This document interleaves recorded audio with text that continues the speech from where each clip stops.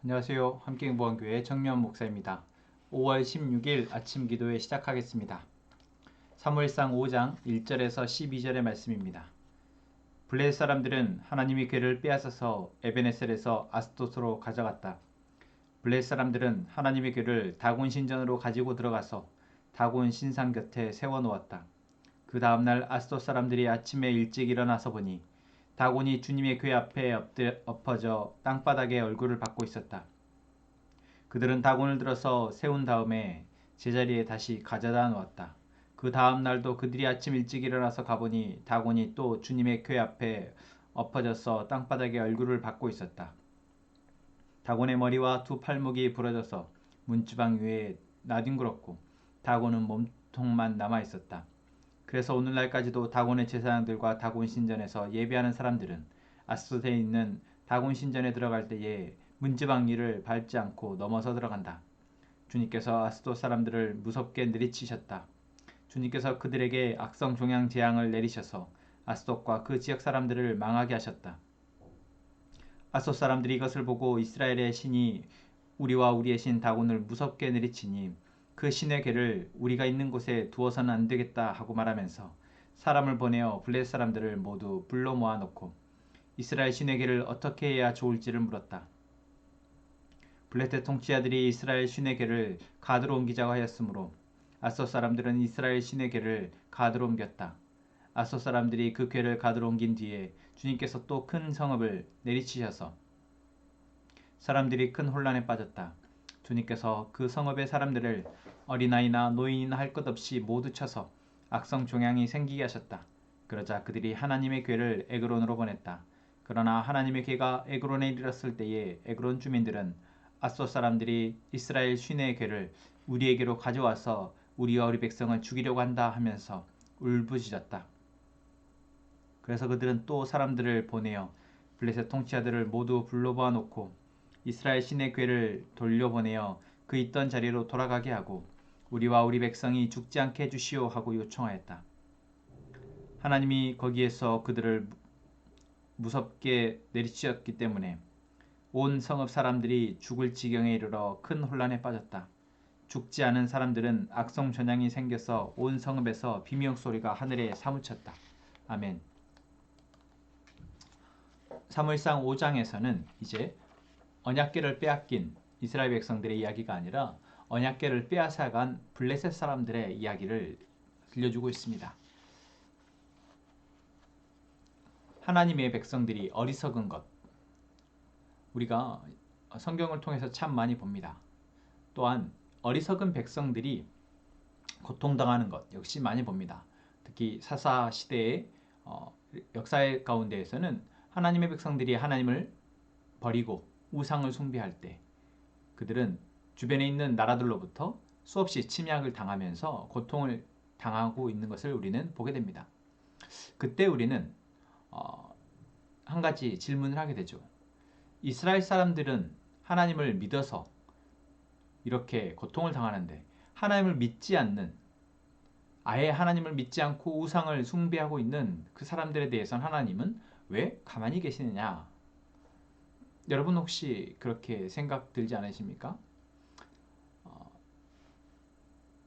구약에 이러한 질문들을 던진 사람들이 있습니다. 선지자 중에서도 하박국 선지자가 그러한 질문을 던지죠.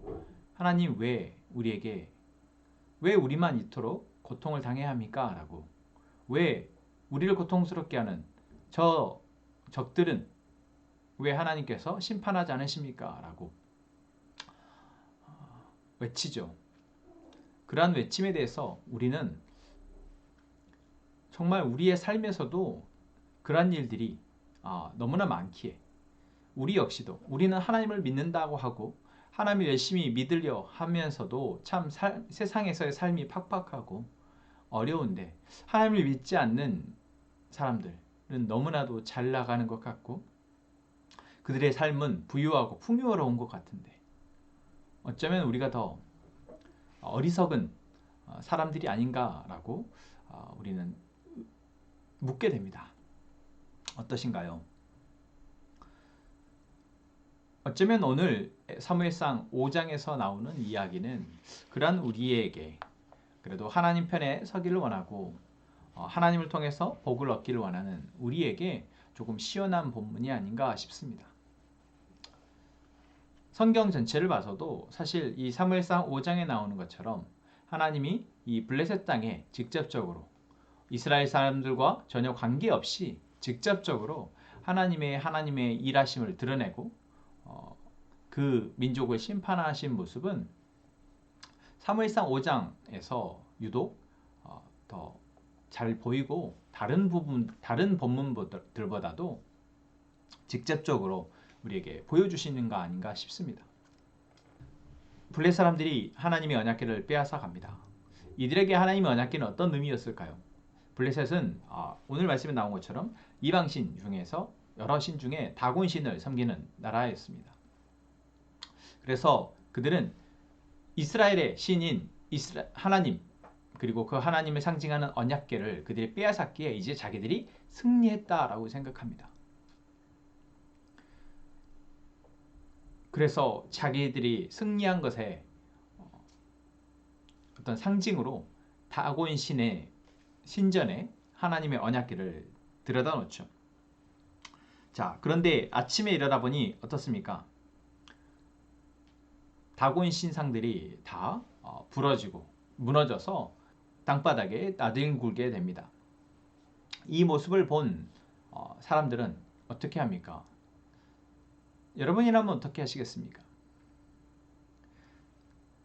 블레셋 사람들은 여호와의 존재에 대해서 신으로 여기고 있었고 자신들의 신인 다곤도 신으로 여기고 있었습니다. 다신 문화였기 때문에 여러 신들을 믿는 문화였기 때문에 여호와의 신도 자기들이 신으로서 인정하는 그러한 사람들이었습니다. 그럴 때 여호와의 언약궤가 들어가서 자기들이 섬기는 신들의 신상들이 다 무너졌다면 여러분 어떻게 생각하시겠습니까? 저라면 여호와의 신이 이 다곤 신보다 더 높은가 보다 라고 생각했을 것 같습니다. 그런데 이들은 단순히 이 신이 지금 화가 나서 그런가 보다 하고 다른 곳으로 옮깁니다. 그래서 아스돗에서 또 가드로, 가드에서 에그론으로. 그런데 그 과정 속에서 하나님은 가만히 계십니까?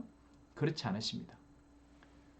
한 번의 어떤 경고와 같은 그 경고를 통해서 깨닫지 못한 그 블레셋 사람들에게 곳곳에 가는 곳마다 재앙을 내리셔서 그들에게 심판하십니다. 여러분 이것은 무엇을 보여줍니까? 하나님은 이스라엘 백성들에게도 하나님을 계시하셨습니다. 하나님을 드러내셨고 하나님을 알게 하셨습니다. 그리고 어제 우리가 말씀에서 나누었던 것처럼 주일 말씀에서 나누었던 것처럼 하나님이 이스라엘 백성과 약속하시며 이제 하나님의 언약 백성으로서 하나님의 이 풍성한 복을 누리도록 하셨습니다.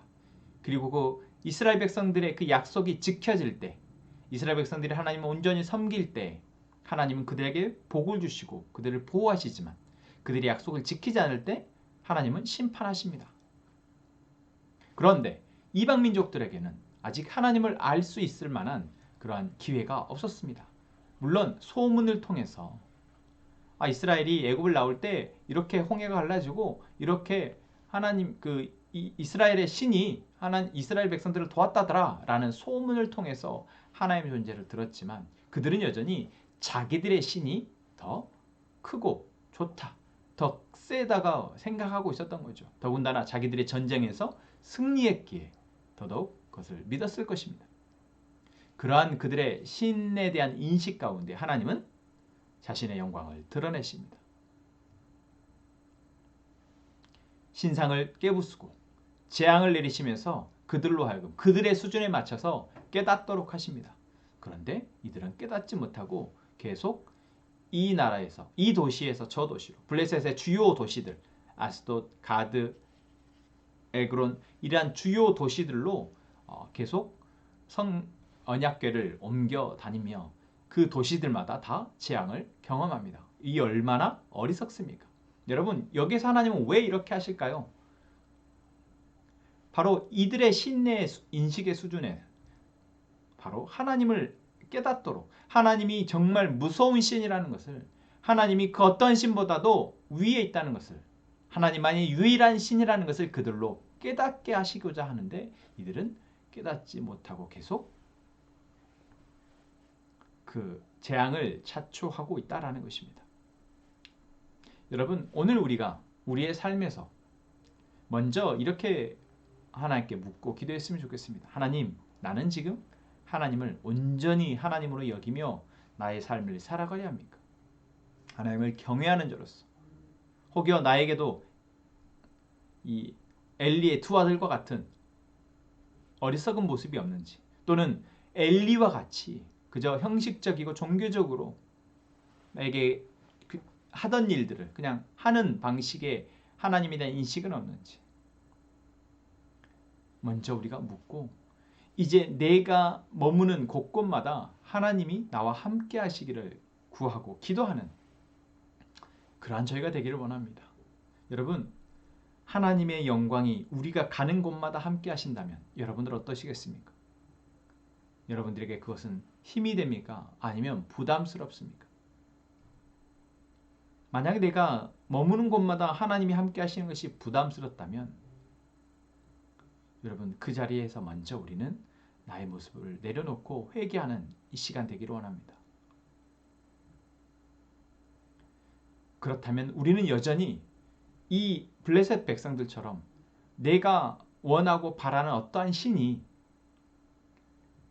하나님보다 더 위에 있다 여기며 살아가고 있기 때문에 그렇습니다. 여러분, 하나님이 가장 크신, 가장 강력하며 유일한 신이심을 믿으십니까? 그렇다면 오늘 내가 머무는 곳곳마다 하나님이 나와 함께 하시며 하나님의 영광을 드러내 주시기를 기도합시다. 또한 두 번째로, 먼저 오늘 이 블레셋 사람들은 하나님을 모르던 백성들이었습니다. 그런 사람들에게도 하나님은 하나님의 영광을 드러내시며 그들로 하여금 하나님을 알 수 있는 기회를 주셨습니다. 이것처럼 오늘 하나님은 우리를 통해서 우리와 살아가는 주변에 있는 많은 사람들이 하나님의 영광을 볼 수 있도록, 하나님의 존재를 느끼며 하나님 앞에 나올 수 있도록 기회를 허락하실 것입니다. 그들에게, 내가 일하고 있는 직장에, 내가 머무는 사업처에, 내가 가는 곳곳마다, 내가 만나는 사람들마다 그곳에서 하나님의 위엄과 하나님의 다스리심을 드러내어 달라고 여러분 기도합시다. 하나님이 하나님의 일을 하실 수 있도록 여러분이 우리의 입술을 열어 하나님 앞에 구하는 저희가 되기를 소망합니다. 함께 기도하겠습니다. 하나님, 오늘도 이 시간 기도하게 하시니 감사합니다. 오늘 우리의 기도가 하나님의 보좌를 움직이는 기도가 되기를 원합니다. 오늘 우리의 기도를 통해서 하나님이 우리와 함께 하시며 우리가 머무는 곳곳마다 하나님이 하나님의 영광을 드러내 주옵소서. 하나님의 영광이 드러날 때마다 하나님 그곳에 있는 우리가 하나님을 통해서 새 힘을 얻고 하나님 주신 지혜로 삶을 살아가게 하여 주옵소서. 또한 하나님을 모르는 우리 주변의 이웃들이, 나와 함께 일하는 사람들이, 내가 만나는 사람들이 불의함과 부정함과 욕심과 탐욕을 내려놓고 하나님 앞에 나올 수 있도록 주님 영광을 드러내어 주옵소서. 아버지 하나님, 함께 행복한 공동체를 위해서 기도합니다. 하나님, 우리 공동체에 속해 있는 모든 가정이, 모든 구성원들이 말씀으로 풍성한 삶을 누릴 수 있도록 주님 우리를 변화시켜 주옵소서. 하나님, 더 나아가서 우리와 함께 살아가는 우리의 주변 역시 하나님의 말씀으로 아름답게 변화시켜 주옵소서. 우리에게 주변을 변화시켜는 힘을 허락하여 주옵소서. 아버지 하나님, 대한형제와 지원자매 예담이 가정을 위해서 기도합니다. 하나님, 이 가정에 하나님의 평화와 하나님의 긍휼을 드러내시며 또한 하나님의 다스리심이 이 가정을 인도할 수 있도록, 그래서 어둠이 틈타지 못하고 이 가정 안에 하나님을 통한 놀라운 변화가 일어나게 하여 주옵소서.